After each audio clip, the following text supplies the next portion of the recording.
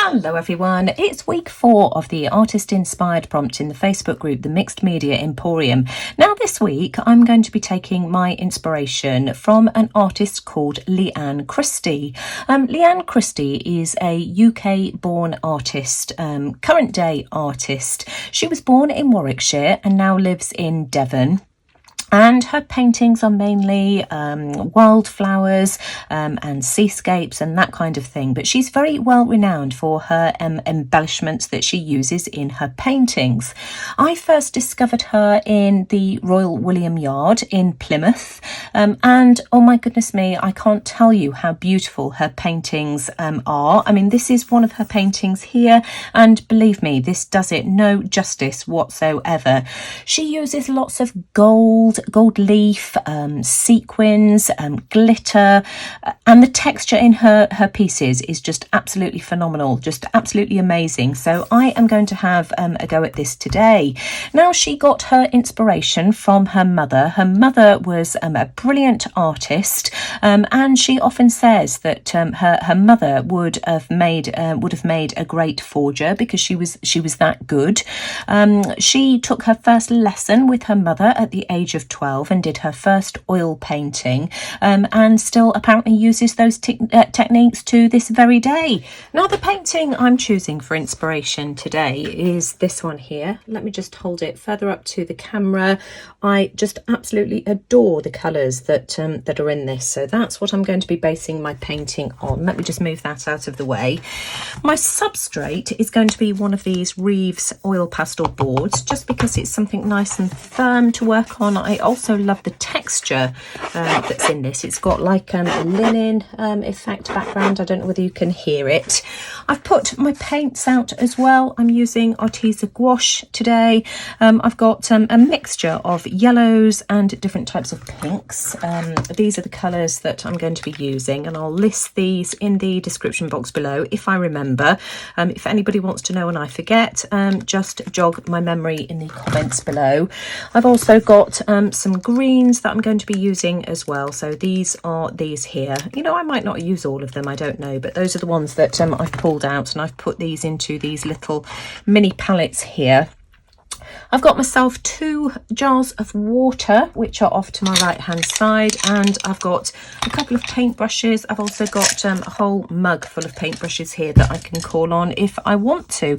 And of course, I'm working on my usual piece of newsprint to catch any mess. Now, I've decided to use gouache today for a couple of different reasons. Firstly, the colours are incredibly vibrant, absolutely beautiful, very opaque colours, and because of the opacity, it's really easy to layer colours one on top of the other as well, which is another benefit for my project today.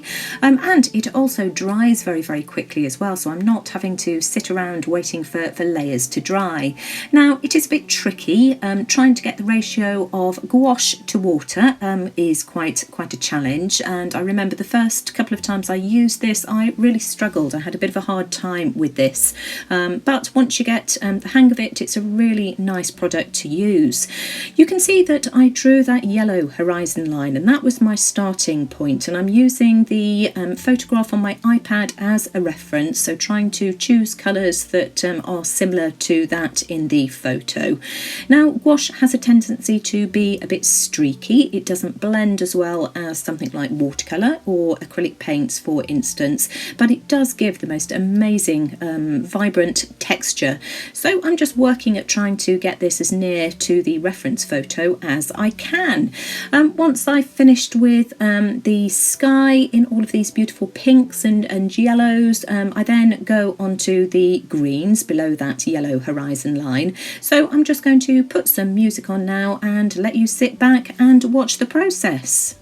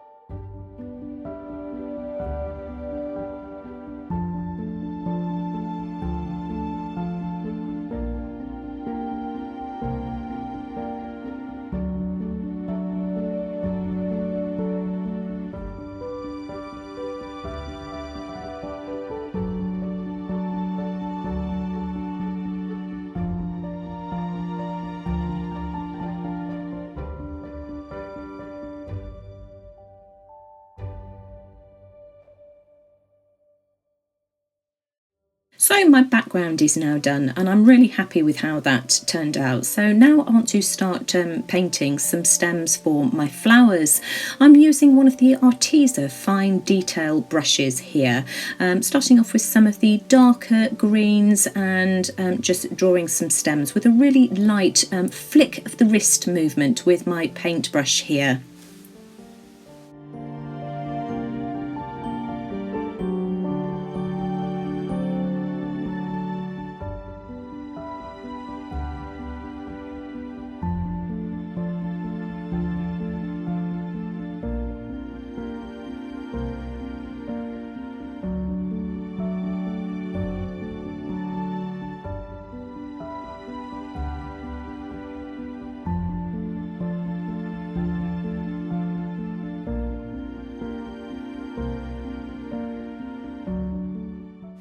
Now I've really had a good hard look at the reference photo to see how I might be able to replicate some of the wildflowers in the painting. So I'm starting off with the big round flowers. I decided to use a sponge to get myself going. So I've just got one of these little dabbing sponges here, and I think I decided to start off with just 5 circles to start off with. I'm not very good at drawing circles, so this is a good starting point for me. And then I can just make them look a bit more natural by going over that just with some dabbing motions here with my paintbrush. I do end up using some Q-tips and dental floss sticks as well, because what I'm trying to concentrate on next is really getting that texture in the flowers. I'm really happy with the way that these turned out.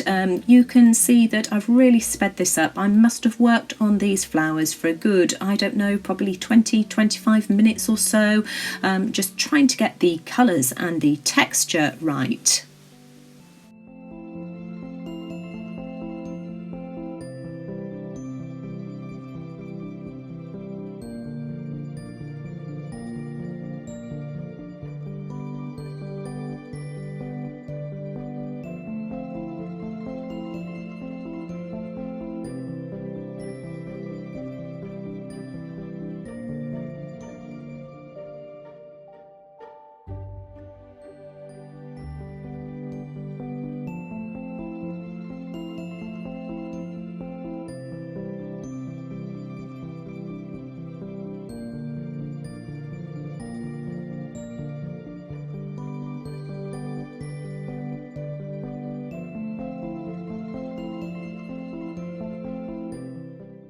So you can see how I was achieving that look using the dental floss sticks and Q-tips. It really worked. It was very, very effective. But as I said, it did take me a long time just to build up the depth of colour.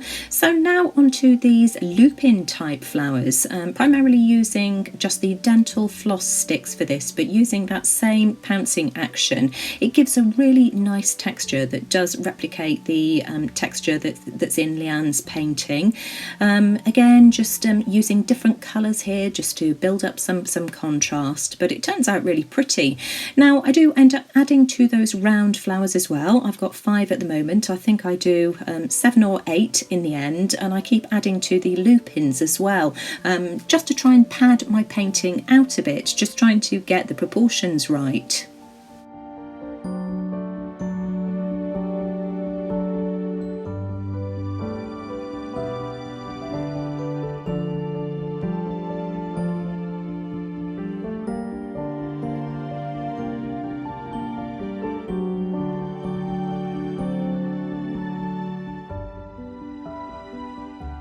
I'm now using some plastic crochet hooks to make some smaller wildflowers, and for anybody that wants to know what these are called Crystallites by Susan Bates. I think the brand is Red Heart.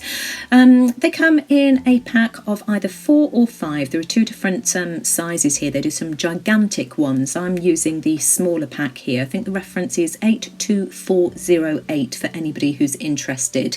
You do want the plastic ones if you want to use these for dot painting or wildflowers, because the metal ones have a domed base.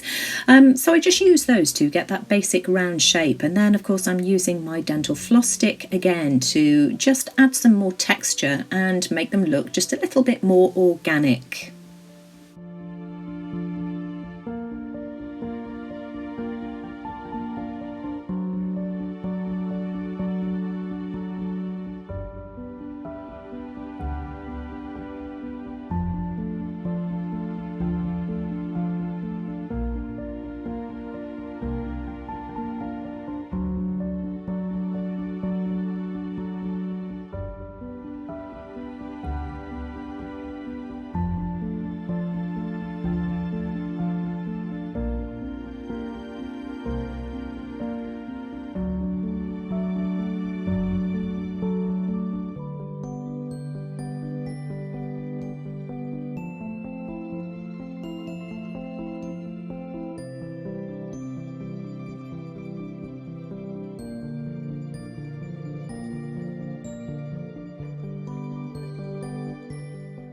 You could see that I used a paintbrush to make these smaller wildflowers less round and have more of an organic shape. It was just easier than using the Q-tip just because of the size of them. Now I've referred to Leanne's painting again, and she seems to have double dotted some of her wildflowers, so I'm trying to replicate that look here using the various sizes of those crochet hooks. You can see that where there's a pink wildflower I've gone over with a darker crimson, with the white I've gone over with a pale pink, just trying to add some contrast here and replicate that look. I've also pulled out some of my paintbrush covers, and I'm just dabbing the white paint, or dabbing the lids, the paintbrush lids, in that white paint, and going over some of the others as well, just to give a white frame around those dots. I find that's a really effective look, and for anybody who's followed me for some time, you've seen me do that many times before. So just adding finer details. On some of the round smaller green dots here, you can see that I'm using a tiny paintbrush just to go round with some white on those. And of course, no wildflower painting is complete without a few splatters. I've got quite a bit of leftover gouache paint left, as you can see, so I've watered it down. I've also punched out some circles here that I'm using to cover up my round flowers, because I don't want those splattered. So those are just creating a bit of a mask. And then I've got my fan brush here. I'm starting off with the lightest paint first, so going in and splattering with white first, then the palest pink, then that fluorescent pink, and then the crimson.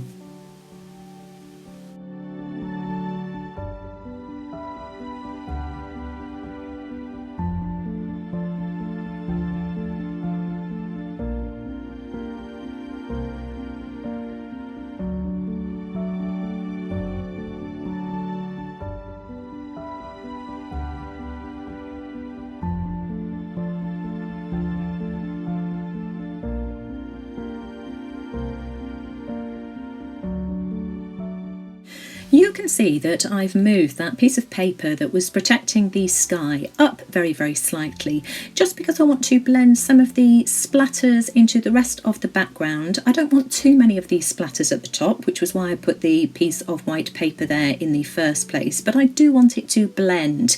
Now next I want to add some glitter and some gold leaf. I mentioned at the beginning of the video that Leanne uses a lot of glitter and rhinestones and sequins and that kind of thing in her painting, so I'm trying to replicate that. I'm using some of this Pebeo Jede. It's either Jede or Gede, I'm not quite sure how you pronounce it, and it's just a glue that you use with gold foil. It dries with a raised texture. You have to leave it to sit. I left mine for about 40 minutes or so. You can see that I'm having a bit of trouble with it as well, and keep having to wipe blobs away with a Q-tip.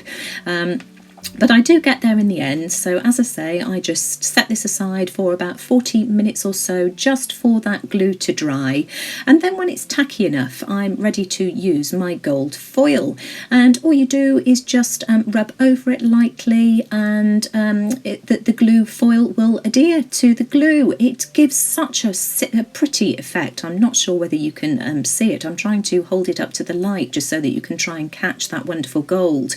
Now of course you saw me draw around some of those round flowers as well. It's just really effective. This just gives a beautiful effect. Just look at that. And then of course I couldn't leave it there. I wanted to add some glitter as well, so I've pulled out my stickles.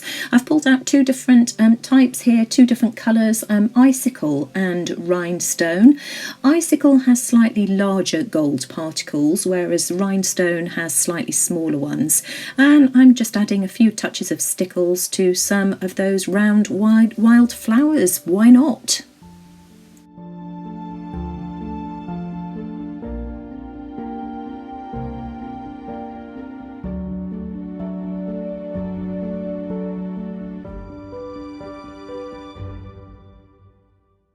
So there we go, that is my interpretation of one of Leanne Christie's wildflower paintings. If ever you get the chance to go and see her paintings at her gallery, I don't think she's at the Royal William Yard anymore. I think she's now got her own gallery, but honest to goodness me, the paintings are absolutely beautiful.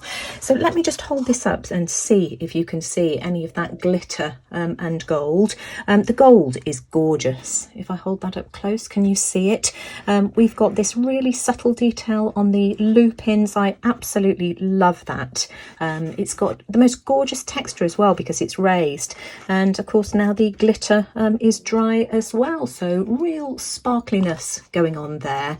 Now I just want to show you some of the products that I was using. So this is the glue. It's called Pebeo Jede Mixtian Relief. So that's what that looks like. And this is the Pebeo Jede Mirror Effect Leaf in gold. It comes in gold, it comes in bronze, copper, silver, and there are quite a few different colours. Really good stuff. And then these are the stickles I use. So that's rhinestone and that's icicle. You can see maybe that, as I've said, icicle has got slightly larger gold particles. And then of course these were the crochet hooks that I was using. So this is the smaller set here. You get 5 in these. So they're called Crystallites, Red Heart Crystallites, and the reference here is 82408. That's the larger set, which you can see is much larger. And the reference for this one here is 12409. I think they're about £5 or £6 for a set on Amazon. So I'm going to leave it there. Don't forget to go and check out and see what Kylie and Olmet have been up to this week, as no doubt they've done something completely different to me. So as always, I'll leave links to their videos in the description box below.